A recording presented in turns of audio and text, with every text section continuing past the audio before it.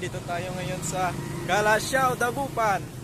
At nandito tayo ngayon, naglalakbay patungo sa ating lalakbayin. Tara, halika. Kaya sa araw na ito, ini-enjoy ko ang buhay ko. Kahit saan man ako mapadpad, ayos pa rin. O kahit anong man ang trabaho ko, basta marangal. At wala akong tinatapakan na malilit na tao. Yun ang pinaka-importante po sa lahat. Tao ngayon, mabilis. Lalo na rin ang oras. Ang isang oras na lang, naging 30 minutes na lang. Halos ganun na lang kabilis ngayon ang panahon. At nakikita nyo ngayon guys, nandito tayo ngayon. Habang tayo naglalakad, naglilibot-libot din tayo, siyempre. Ngayon ang panahon ngayon, nagbabago na. Bumibilis.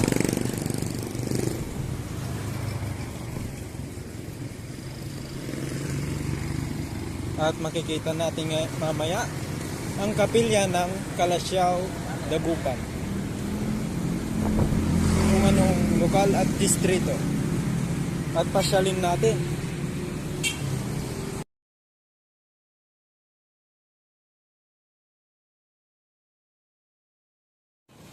So ito nga guys, andito na tayo ngayon sa Iglesia ni Cristo sa lokal ng Calasiao, distrito ng Pangasinan.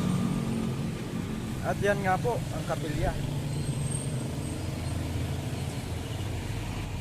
At ito maganda rin ang kapilya ito. Dito pa rin ako sa Calasiao, Dagupan, kung saan dito po ako ngayon naninirahan. Sa mga gustong pong dumalo ng pagsamba ng Iglesia ni Cristo, pwede po kayong dumalo. Dahil pare-parehas po ang pinapangaral ng mga ministro ng Iglesia ni Cristo. At puro po. At dito nga po nagtatapos ang video natin ngayon. So, kung nanonood po kayo sa YouTube, subscribe nyo lang po. Mag-like, mag-comment, at pindutin ang notification bell. Kung nagustuhan niyo po ang video ko, paki-like po at mag-comment sa Facebook. At yun lang po ang huli kong sasabihin. Muli po, nagpapasalamat po ako sa inyong lahat. At magandang gabi po.